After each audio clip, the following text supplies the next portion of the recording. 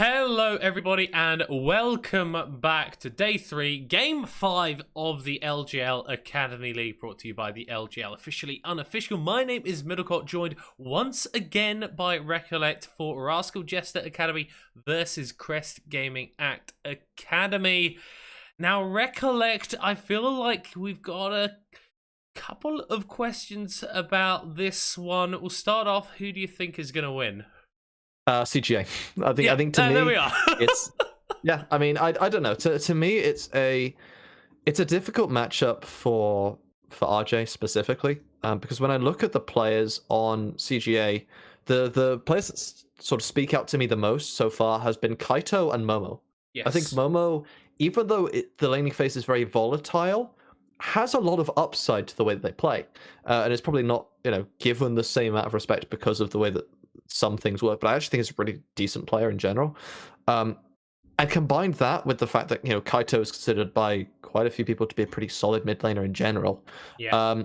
When you flip the script and look at the RJ players they're matching into, I think there's a noticeable discrepancy, shall we say, in the way that they play, and I think that could be a pretty consistent way for CJ to gain an advantage in this matchup.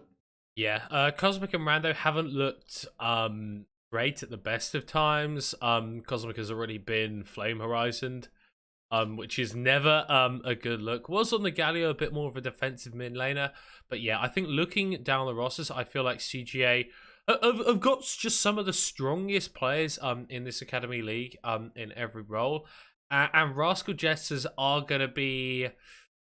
They may be caught lacking purely from a skill differential, notwithstanding the fact that CGA have actually looked like one of our cleaner teams macro-wise as well. Yeah, and there's good reason for that, right, as well. Combine that with the fact that the players themselves are very good individually, it means they can gain advantages to start with before you even think about the macro side of things. Yeah. So if you're good enough to gain CS advantages and gold leads on your own, it makes the macro a little bit easier because you can just flex your lead. That's just sort of how it works. If you have more items, you win most of the time. So for the side of CGA, it makes it easy to do that, but they're also just good at it to begin with. So it doesn't actually matter that they're good players to start with. It's very rare that you see them not securing neutral objectives. I mean, they have, I think, one of the higher dragon taking scores among teams in the league.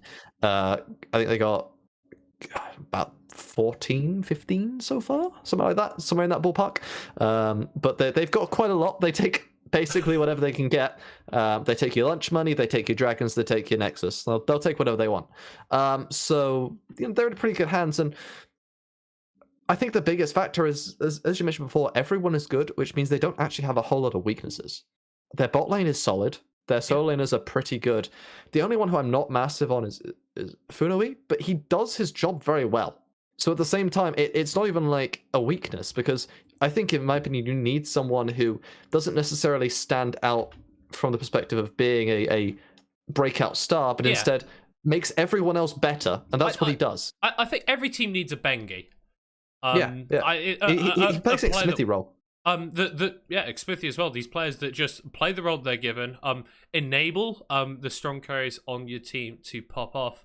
And I feel like that's almost in complete contrast to what we've seen from Kurup. Loves to play aggressive, a little bit of the off-meta junglers. We've seen the Echo from him before. When it goes well, he can look very, very good. When it goes badly, goes very, very badly. Yeah, I mean, the example that comes to mind immediately is the Nidalee game, right? You built a composition that was built purely to make Nidalee strong. You had Renekton in the top lane, you had Malzahar mid, I believe, and you had some type of CC-based support. I can't remember which one it was off the top of my head. They're all the same. Which basically means you get CC'd, you die because spear hits, and then Nidalee just blows you up. Which is great until Nidalee decides to go 0-3 in the early game, and then it becomes problematic because the whole comp is built around Nidalee getting ahead. So if she doesn't, your comp doesn't actually do anything. And that kind of was what happened in their adventure in that one. I do like the ideas they're coming up with. It's unique stuff, and I think they have to do that kind of thing to have a decent shot in this one specifically, because I think you have to throw a wrench in the works if you're going to beat CGA. You play standards, CGA is probably just going to smack you about, because that's kind of what they do. They're pretty good. So to me, I want to see some spicy stuff. I want to see some smart drafting around specific picks. And maybe from there you can gain enough of a draft advantage. You can transition that into CS advantages and then gold leads. Yeah. And I think the place that's most likely to come for Rascal Jester is towards the bot lane, as we will be jumping into the draft right away. And we'll have to see if Rascal Jester can put a W on the board. Obviously sat at 0-4 right now, not looking great for them. CGA, one of our top teams in the league, at 3-1. And we've seen this before in the ban phase. Kaito getting focused out pretty heavily. Already a couple of bans thrown his way. And it's for good reason, right? We mentioned how good Kaito is as a player in general, so it's not too surprising to see those bans coming out in respect for the mid laner, therefore the side of CGA. But on the flip side, we saw Alawi banned away from Rando. I believe that one was played in day one as a blight pick, I think. Yes, yep, it was. I think they expected it into Jarvan, I think, because Jarvan top was the thing in day one. But they forgot that Jarvan could just go into the jungle, so then it got countered by Gnar. No way. I know. But crazy, they actually made the Alawi into Gnar matchup work, which was crazier to me. But we see the Ziggs come through really early here. It's a flex pick, but predominantly played towards that AD carry position. Yeah, something we've already seen from Tsuratama. Done a fair bit of damage on the pick already, but obviously not enough to grab Rascal Jester a win. Interesting to see that the Kai'Sa is locked in now, one of these AD carries that, once she gets that level 6 mark and the killer instinct under her belt, can get on top of the Ziggs fairly easily. Yeah, the noticeable issue with drafting Kai'Sa super early in a pick ban, though, is the fact that you kind of show what type of composition you're wanting to build. Because when you lock in Kai'Sa, she can't really play front to back super great, so you're typically going for a hardcore dive-based composition. She definitely can't play 1-3-1, I can tell you that much, it's horrible. So you're kind of showing your hand now, and because of that, RJ might be able to utilize that to get themselves a couple of advantages here by playing a little bit more defensively and building a composition that CJ doesn't want to really fight into.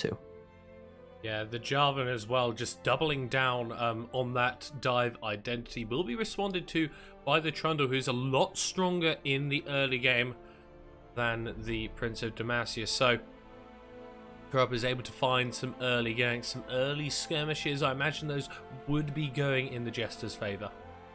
Yeah, and I love the Trundle as well, because it kind of already has a decent matchup into Jarvan in isolation anyway.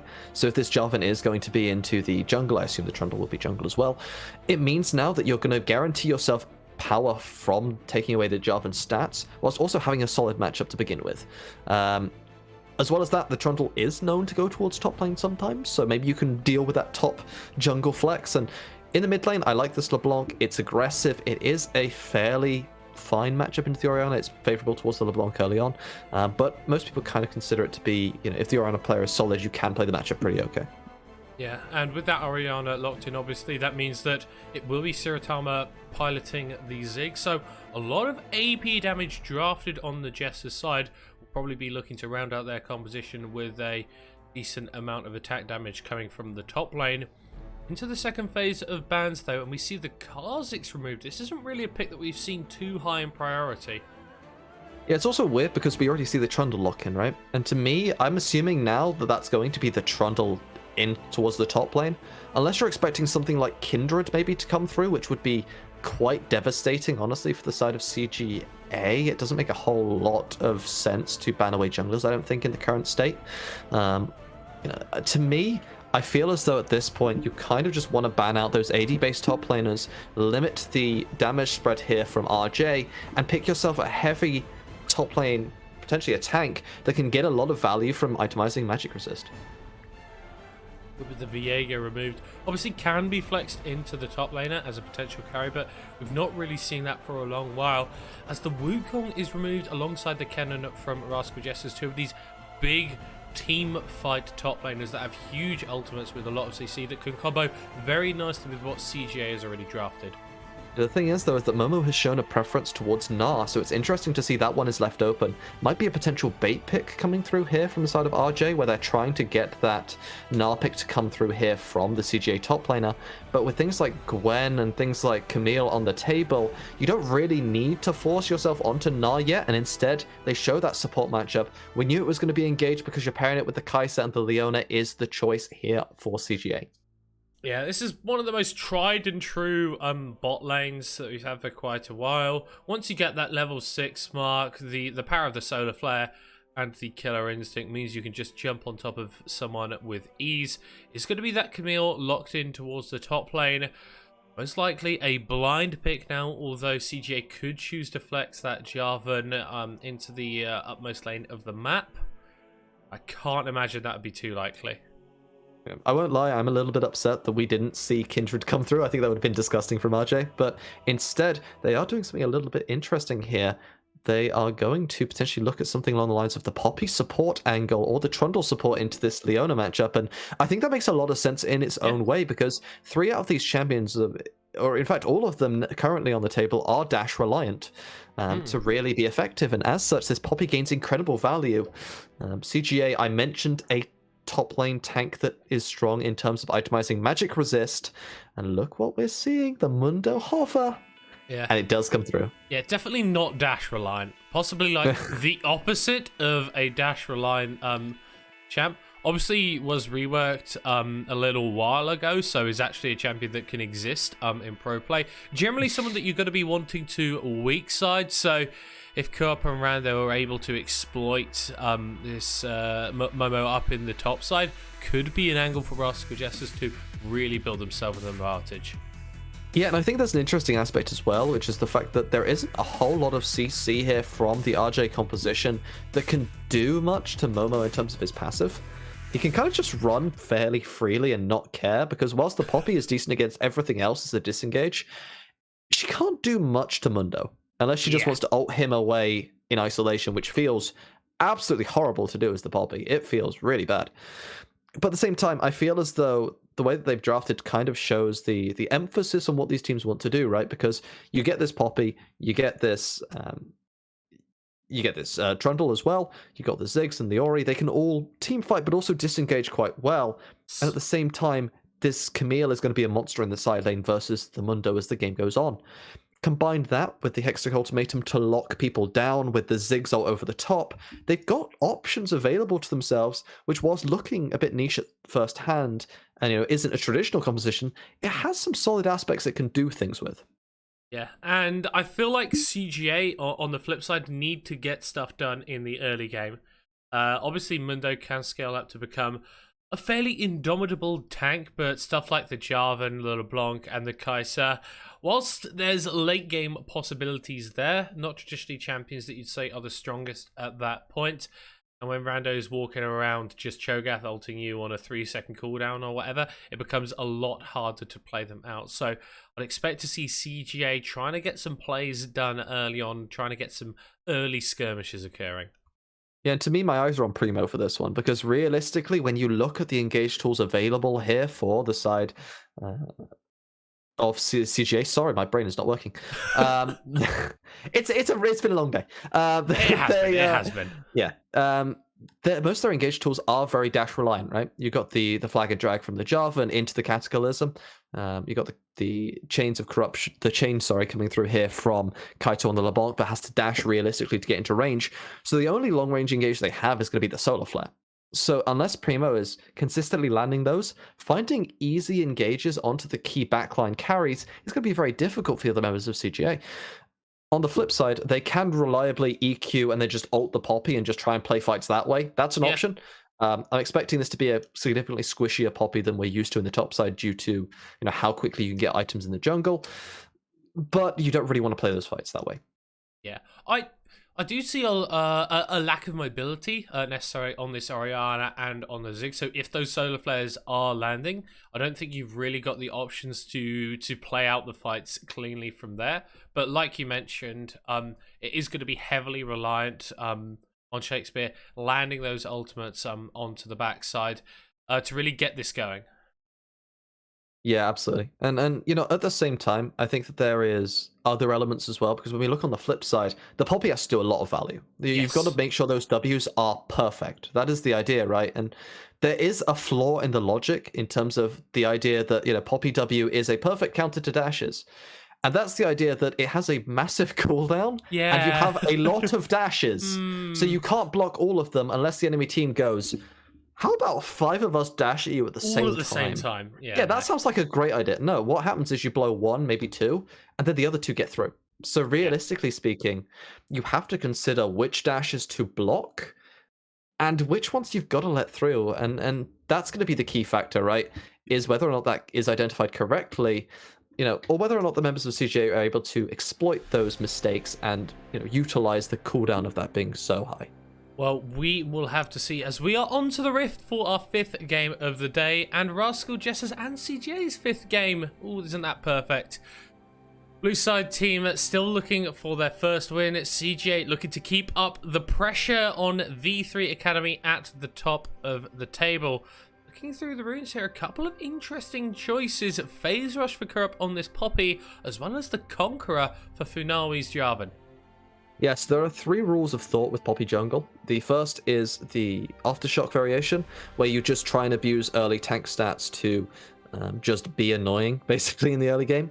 The second is the Hail of Blade / Domination tree, where you attempt to use raw damage to just blow people up in the early game by Eing, autoing, Q, whatever.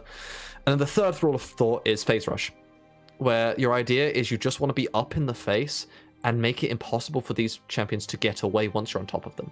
You dash in, auto Q, and then you just run with W and they can never dash away. And I think it makes a lot of sense in terms of ganking early into these very dash-reliant champions that Kurup is running the Phase Rush variation to make sure that you can stay on top, force those flashes, and not the dash escapes. Yeah, as we did see Blitzcrank a little bit more in favour of Rascal Jester's composition, but recognise the strength that CGA have early on. I saw something like a 70% win chance at the 20-minute mark, so definitely need to get the ball rolling early on. Kaito placing a Vision Ward will spot that Kurup's Raptors are unavailable, and the Vision game is actually something I've been quietly impressed by for a few of these teams in this Academy League. CGA is one of them. I think V3 are another, but there seem to be an aspect to the game that these teams are putting a lot of effort into learning, as CGA really flexing their muscles in the bot lane early. Yeah, there's a little bit of a mistake going on there in the bot side from Shakespeare, because you have to use the pillar defensively. If you want to really win this lane matchup, you've got to use it to interrupt the Zenith Blade. If you don't do that, the Trundle in the early game kind of going to be a little bit of a non-factor in terms of the matchup. And I like this early pathing showing the importance of where these junglers are prioritizing, right? Because this Poppy wanting to play more towards that bot side, shut down this Kai'Sa to limit the amount of damage output that's available for the CGA comp, because realistically their comp doesn't have a lot of damage in itself. It's mostly coming through from the LeBlanc, and all the consistent damage will be the Kai'Sa. So if you can shut her out, can't do a whole lot to the tanks. Yeah, and I like this from CGA. They used this pressure they had in the bot lane as well as the neutral state in mid lane to secure Funawi these double scuttles, and Europe will be able to pick up the Krugs, but there isn't really anything else on their side of the map that they can attend to, whilst Funawi does still have the Raptors and Krugs available, although they might be looking for something a little bit sneakier. They spot themselves into this Pixel Rush and are moving towards the bot lane. Yeah, and the issue now, as you say, is the fact that Kurup doesn't really have anything available. So I'm expecting to either see the base or just to hover until the camps start to spawn and then recall afterwards. So it creates a weird situation now where the junglers are going to meet. Oh, they are going to meet. Funawi hitting onto Kurup as there is a 2v2 fight in the bot lane. Shakespeare taken very low. No flash available for the Trundle. One more hit will take her down. Chico's time to pick up first blood, and it will be a second falling for CGA. Maybe a third onto Siratama, who gets the trade back onto Prime. 2 for 1 in the bot lane. Yeah, it's just the superior bot matchup in the early game coming through there from the side of CGA. And, both the junglers, they meet, but they sort of just were like ships in the night. They were like, How about we just race to bot lane? Yeah. We don't actually need to hit each other. We can just ignore each other. That sounds good. And whilst Europe gets there first, it's Funiwa that is a little bit more effective when they do arrive. And Lotus towards the bot side fight here that does end up going down. Primo landing a nice engage onto Shiratama. And then the focus goes on to Shakespeare. And at this point, the Trundle is in a really difficult spot. And to try and save his... Oh, sorry, fighting topside. Hello, Momo, with that static shot from the Heartbreaker, will be exhausted. Is in the 1v3 right now. Make that 4. As a top laner for CGA will be dropped down, but made Rascal Jester sweat for it. Yeah, I mean, there is quite a few members going towards the top side there from Rascal Jester as well. So a lot of time is being bought for other members. Unfortunately, CJ not really on the map to do anything with that time being bought, so it's somewhat fruitless, but at the same time, some CS being denied here and there, and Momo now does have no flash, which means that a gank is absolutely another option in the future, but nice engage here. Yeah, it's a lot of damage dropped onto Siratama, who loses 60% of his HP of these. That's a good Void Seeker landing from Chico to further stymie the Ziggs's health bar. And this continuous pressure from the bot lane means that for now we can take this Drake very early, 6 minutes into the game. CJ have had great priority on Drakes so far this league. Have only actually given up 1 in the 4 games that they've played. And they're looking to keep it that way as this first one goes over. Yeah, Dragon devotees are CGA. They like to pick up everything that they can get. And at the same time, I think it's worth mentioning, as you say, how well they are playing this bot side situation, but Cosmic might get found out here. All chains do land, as does the Shockwave. Funari's in the area, lands the strike with the Martial Poisons. Rando jumps onto Kaito with a Hextech Ultimatum. Nowhere for the LeBlanc to go, and Kurup will pick up the kill. Aha, you thought I was dying, but it was you that was dying, Mr. Kaito, as Cosmic ends up turning that one around with a little bit of help from his top side, as Kurup and Rando end up coming around, and it's a random play, but it works out well for the side of RJ. Unfortunate there for the side of CGA. I like the idea, but unfortunately you can't make that play if you don't know where the enemy top laner is. Yeah, it does mean that Momo is able to push in a wave into Rando's tower, but the Camille will collect it. Interesting to see a CS lead actually built for the CGA top laner in a matchup where I don't really see Mundo as hard winning it early on. So good stuff there, has an XP advantage, as we are going to be seeing that replay. And it's like you're saying, they're trying to make a play onto Cosmic, but they do not have the information. Yeah, it's not just the information as well, though. It's the fact that Funiwa has blown all of the cooldowns already onto that Raptor camp, so the EQ isn't available. There can't be any follow-up onto Cosmic, so Kaito's essentially doing this solo. And as a LeBlanc, when you blow your ultimate there for the double distortion, you don't have any damage available to take the kill, and as such, Cosmic can just get away with a third health, and it just turns around for RJ. Yeah, Kurup stealing that one away, making sure that the Poppy's stats are padded up as much as they can be. Primo getting active, moving around the map, looking to pick something up here, as that's a Mega Inferno Bomb onto the wave of CGA's bot lane. So Chico is a little bit of a risk of being dived here. And means that Rascal Jesters can pick up even more plates in this bot side tower. Yeah, scary situation. I think they've noticed the Leona potentially roaming there towards the top side, but I think those are good for Rascal Jester, actually. Oh, Funiwa getting jumped onto by Kurup, who procs the phase rush and runs away. Held was started up, and with multiple members of CJ converging around this mid lane, I think they're just giving it up, though. Good response from Rascal Jesters. Yeah, I didn't notice the mid lane prior. It seems like Kaito was able to rotate significantly faster there than Cosmic on the flip side, but the fact that the Herald is re-aggroed and is going to get reset means that now a lot of time there wasted from the CGA jungler, so advantage gained there for the side of RG. Shakespeare very far forward. The Zenith play not quite connecting. A little bit of a spectator bug there. Exhaust down onto Chico. Can't deal the damage they needed. Just ends up being a summoner spell trade, but favouring Rascal Jester. Yeah, the biggest problem here is going to be when this Trundle hits level 6, unless you can blow him up beforehand, Rascal Jester is going to be in a really good spot until the next reset for the bot lane situation. So CGA, they kind of need to punish that or just take a reset and accept that they lost that summoner for essentially nothing. So a difficult spot now for the bot lane to decide what to do. And whilst it sucks, I think resetting is absolutely the right choice. Yeah, but we talked about CGA needing to get stuff done early. We're just getting towards the 10-minute mark, and it's Rascal Jester with the kill lead, Rascal Jester with the gold lead. Yes, CGA do have a Drake in pocket, and will be able to pick up this Rift Herald, but it's not really going the way that they would have necessarily planned. No, it feels as though they're not really getting as much as they need to get in this early game, because at least to me, there is always that impending clock timer of the Camille. Oh, no. And Curab. Oh, that was a smite blown there by the Jarvan, but yeah, Curab doesn't have his top laner to really back him up. Rando with no mana, so has to take the reset, and that helps a little bit with the whole timing issue, because you can potentially use that money to get plates. And if you can knock down this mid tower up significantly early on in the game, I feel like it's quite difficult then for Rascal Jester to do a lot, because at that point you can send the LeBlanc into a side lane, set up a 1-3-1 in your own aspect before RJ's 1-3-1 is online, and the LeBlanc can do quite a bit of work to this Orianna if given an elongated lane stay. Definitely. Drake spawning in 30 seconds time now. Rascal Jester, while they might be behind, will want to use the early game power that they do have to pick this one up. Important to note that since it's a mountain and we did have a Cloud Drake taken earlier, it will be the Ocean or the Infernal, which are a couple of the more impactful souls.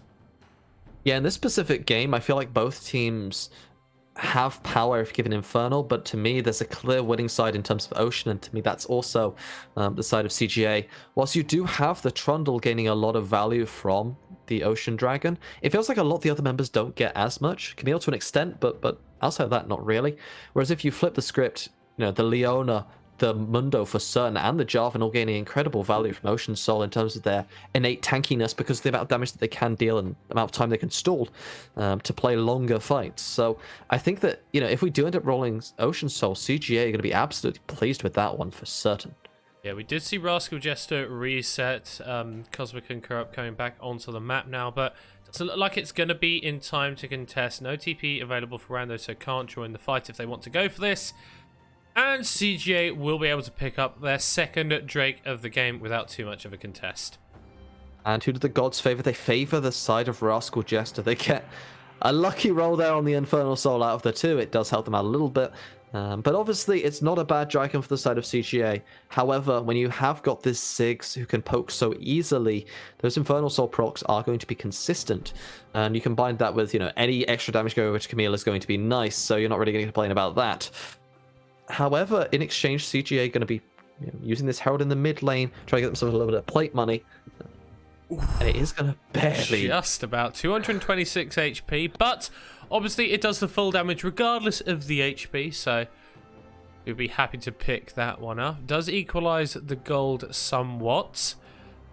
No lane's really able to get a massive CS advantage, as the top lane has been equalized somewhat, but Momo has been jumped on here. Can't go where he pleases. He's stuck under the tower. Does pop the Heart Zapper, and the maximum dosage will be able to sustain up through the fight.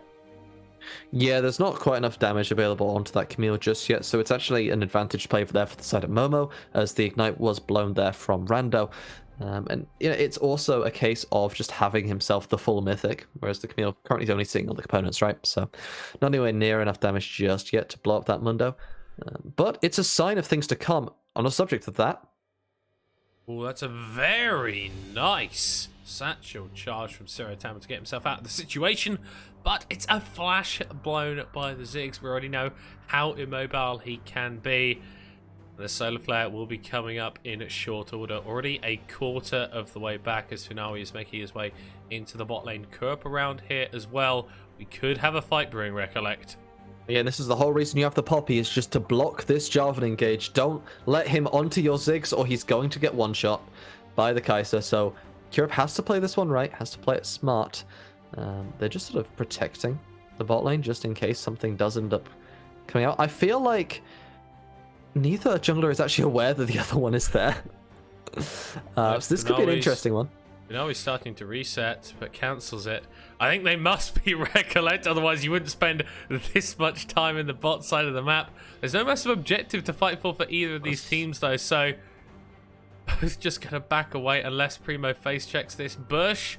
Rika was cancelled there by Kurp, so he's not in the fight anymore. And whilst Chico does take 60% of his HP in trade, Funawi has made his way to the top side of the bush. There's the engage finally coming out from CGA. No flash on the Ziggs, will be falling down. Sorry. The long con works out there for Finale. Does end up staying for legitimately about a minute into the bot lane. That's like the solo queue classic. Be like, this jungler is still here. It's crazy. But the dive might end up coming through afterwards. I think it's hard to do onto Shakespeare, though. Is somewhat tanky on the Trundle. Ooh, already burned the heal away there from Chico. No mana on the Trundle, but because Kurup was in the area, CJ forced to back away. And yeah, not a massive advantage gain, really, for what was a heavy investment on the play. It was all about sending a message. That's what matters. I hope the replay is only the last about 10, 15 seconds. If we have the whole long con, it'd be crazy. But the problem here is that the Poppy just resets on a really awkward timing. I feel like maybe RJ could have gone for the fight themselves, but instead it's not quite there. And surprise, Jarvan after 10 minutes is still here, and Solar Flare onto the top. Doesn't land the stun, but doesn't need to. There's no flash available, and there's plenty of damage, and that's what I was talking about, right? You have to make sure that Ziggs is safe when he doesn't have his flash, and unfortunately, you know, if your Poppy's going to base, you guys need to base too, and that coordination just wasn't quite there for Rascal Jester. Yeah, that's pretty cool. Yep, it's a dash. It's technically a dash, so... technically a dash. Well, if we could see that from Shakespeare in a fight, I think that would be pretty cool. Herald is spawning up now. Infernal Soul Point for CGA is along in 40 seconds time as they make their way over to the mid lane. With that Demacian standard, Chico's going to be dropping a couple of auto attacks onto this mid lane tower. Still not going to be dropping. No towers yet taken for either teams, but if you're able to grab Shirley, you could change that up. Well warded here by Rascal Jester. Finale just going to be clearing out that control. Absolutely, just going to make sure that everything is clear and preparing for that Herald, as you say. And I think it's an interesting situation now because we do have the Infernal versus Herald importance. And to me, if I'm on the side of CGA, it has to be the Infernal that's more important, right? Because you've got that Soul Point, and you know, Rascal Jester not really in a situation where they can contest. And whilst they can get the Herald, it's nice, but it's going to take them too long to really get that one and then siege down the mid lane. At the same time, they're giving away first tower here in the bot side to Momo, so it feels as though CGA in a macro perspective coming out on top here, as they're going to gain the CS advantage in the bot side because Momo's getting it for free, get a gold advantage off of first tower, and be in position to react to the play from Rascal Jester, so you can't even trade the mid tower for it. Yeah, this is what CJ are oh so good at doing. Not only have we got excellent players on this team, but they understand how to play the map.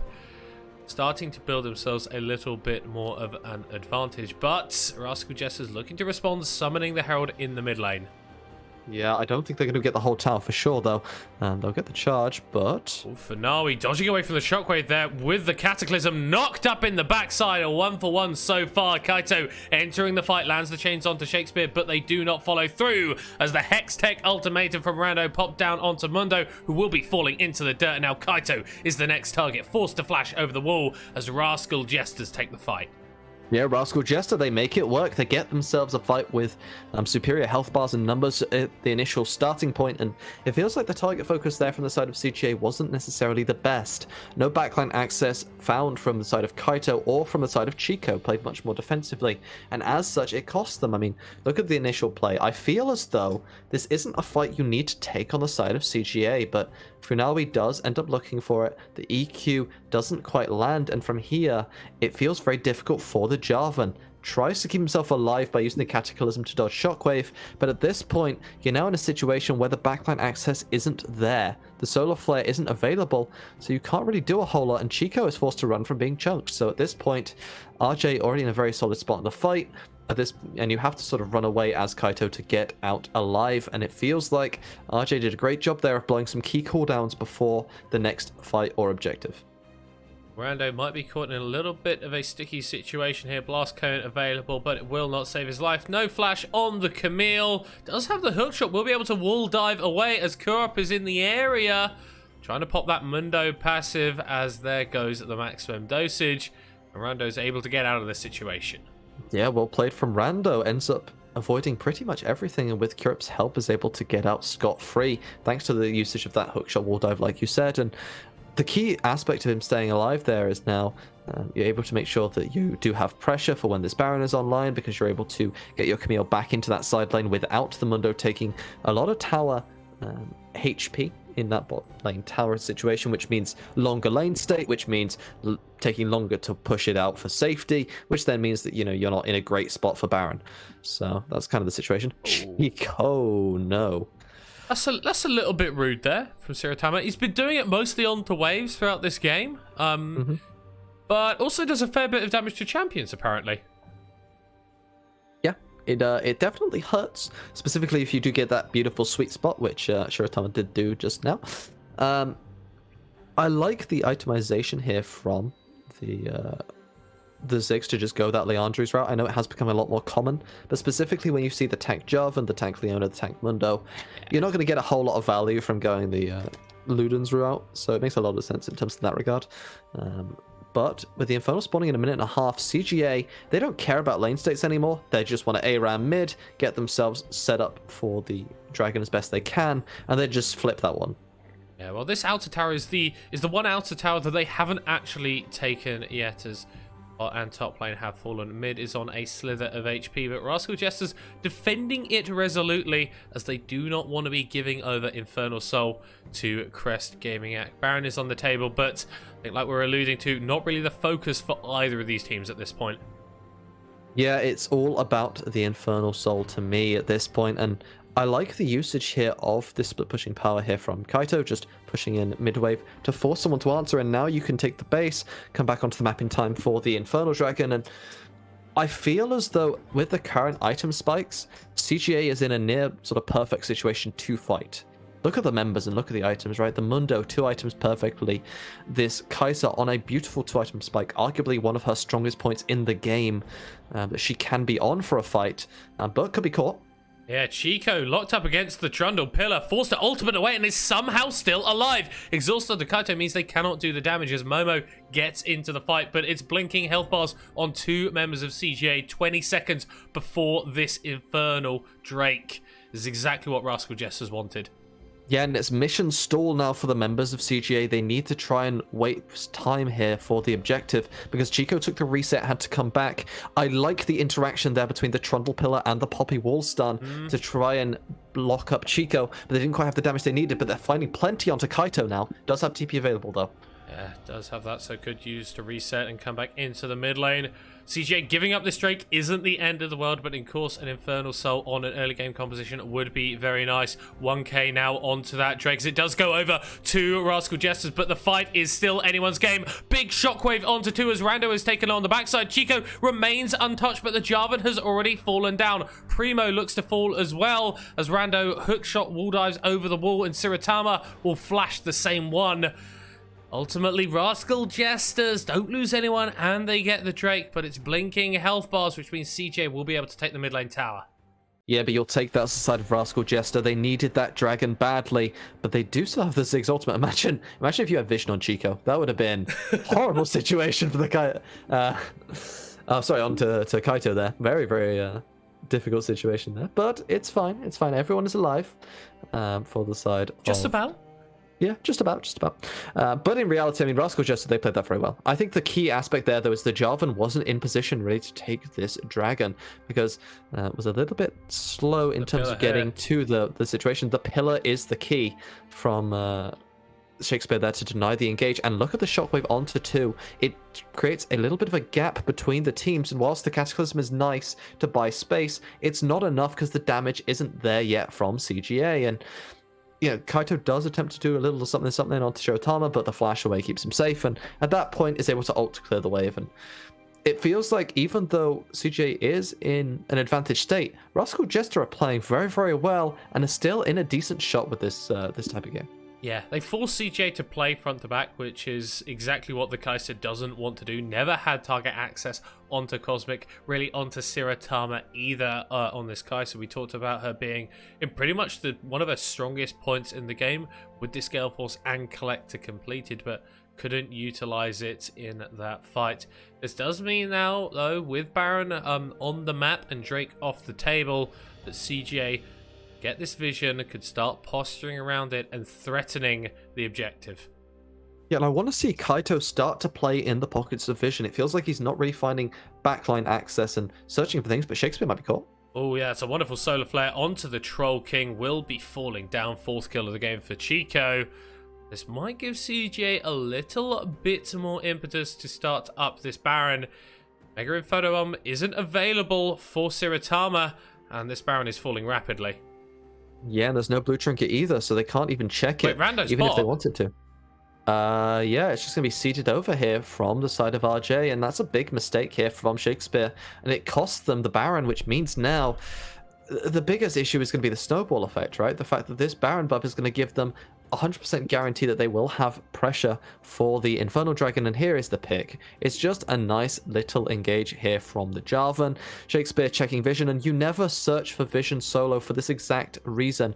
The EQ comes through, combine that with a solar flare, and you got nowhere to go, my friend. So Shakespeare goes down. It's just easy pickings. Oh, it's that absolutely horrible moment where you get that scrying orb vision just briefly, the sweeping lens vision briefly onto the 4 silhouettes in the bush, and you go, oh no, I am in danger.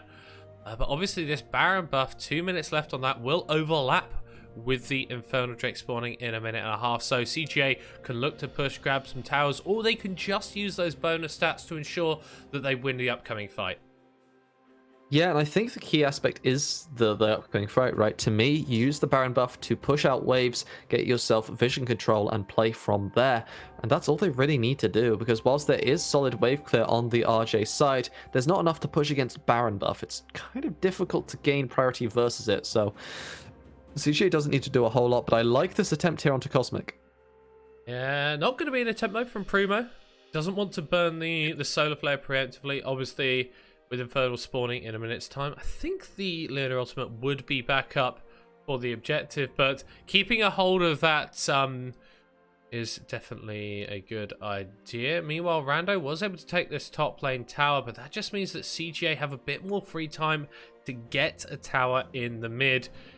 Now, with the inners dropped in the mid lane and the bot lane, this does give them a lot more of an opportunity, like you mentioned, to start getting this vision down. We already see it controlled in the bot side jungle, as well as a few more. And Rascal Jesters don't really have any eyes on the river.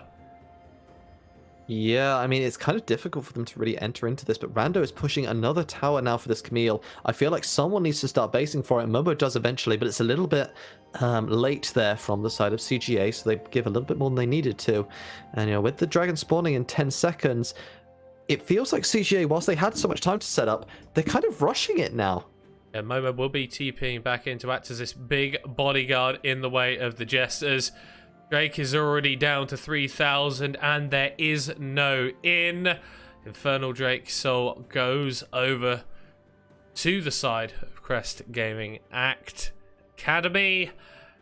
And that's going to be so much more power on their composition that they needed it, really, as we are starting to get towards the later stages of the game. And I want to see CGA start to use it a little bit more effectively with the way that they're playing, because to me, I haven't been seeing certain signs of the composition being played the way I was expecting it to. I want to see Kaito playing more in the vision pockets, trying to find flanks into the backline, and trying to just do little chunk trades now into the backline members, because you distort forwards, you know, on a flank, QR, the member's essentially a quarter HP because of Infernal Soul. You don't even need to hit anything else. So from this point, you can now chunk someone out and then play fight slow, and your team is going to have advantage in the fight just because you did that. You don't have to do anything more. Combine that with the fact that Funawa can now, you know, jump in and be a decent damage threat himself on the Jarvan. You have options, so I want to see CGA playing a little bit more apart and not necessarily funneling together as much as they have been. Yeah, a little bit weird to see a LeBlanc 0-1-0 at 28 minutes. That's a very nice Hextech ultimatum on top of Funawi. Goes into the Cataclysm, but it will be enough to save him. And now Kaito moving forward. Here comes the collapse from the members of CGA. Momo on his lonesome, going where he pleases, into the middle of everybody. With that Heart Zapper on, can heal up if he needs to. Shockwave to disengage only onto one. Rascal Jester's trying to make the play, but CGA turning it around. Yeah, it's nice stuff there from the side of CGA to survive it, but I feel like the initial play from Rando is very solid onto this Jarvan. It's never going to be more than he did end up getting, because there wasn't really the follow-up available because everyone was so far away. The initial chunk is fine. It's what happens afterwards where they try and take the rest of the fight, and it doesn't quite work out the way they were looking for. I think Cosmic was looking for the shockwave onto Chico as well. Barely ended up missing that one. Due to the range of the shockwave itself, so unfortunate there for him. But it means that CGA are now able to sort of stabilize and get themselves some vision set up for the Baron spawning soon. Yeah, in a minute's time, final inner tower dropping. The top side for Rascal Jester, so it's only the base left for CGA, but they're going to have a hard time breaking it. Don't really have the best siege composition, not a lot of long range. They'd much prefer to just dive under the towers and kill all the Jesters, then take the objectives. Yeah, absolutely. I mean, their comp is built to just blow people up, and it kind of frustrates me that they haven't been able to do it as much. Oh, that's about as effective as a Dragon Ball Z solar flare. See, you don't know this about me, Recollect. I actually know nothing about popular culture. Yeah, neither do I, so that's absolutely fine. Anyway, CGA, they're pushing down the mid lane, and they're setting up the vision control, as we say. Before... Oh, look at the blast cone. The value! The value as you're blast coning away from the Baron, which is spawning in 10 seconds time. Don't worry about it. Looks pretty cool, but maybe not the direction that you want to necessarily be going. He's now on the table. Shakespeare might be looking at something with this pillar, catching up Chico and Kaito. They're not able to find anything onto CGA just yet.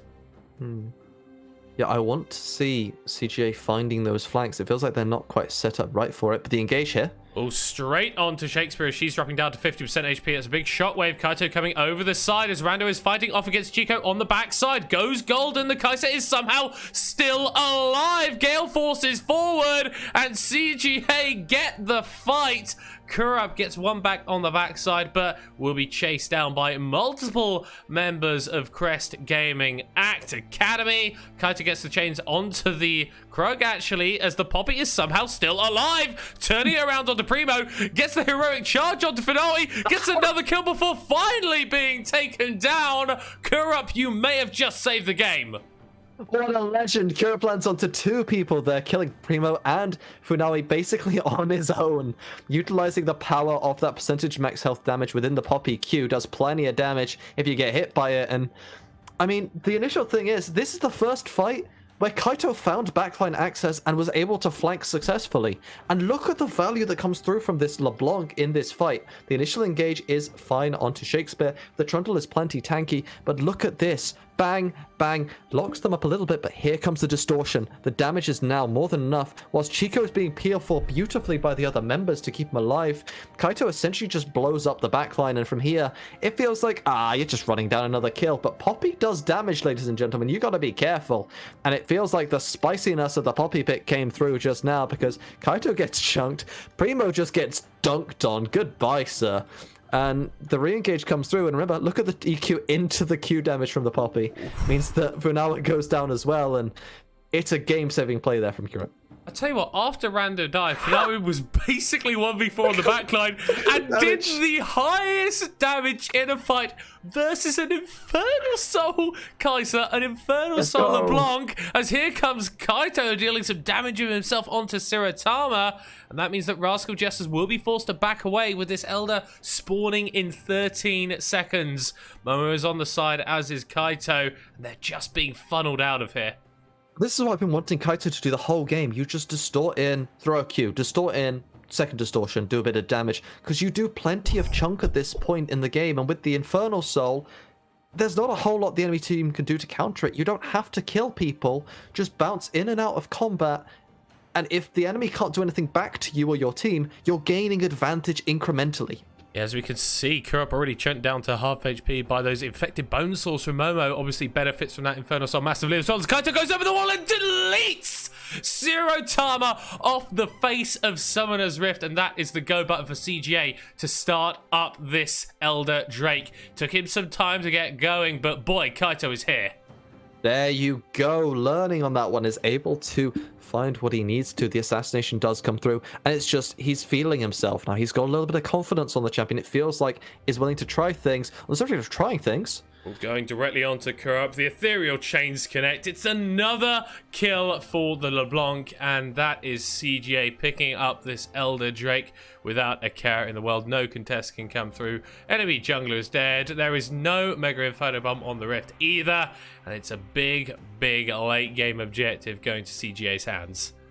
Yep, CGA just taking the fights they need to, finding the assassinations that they need to, and in all honesty, it feels like absolutely in the driving seat in this one.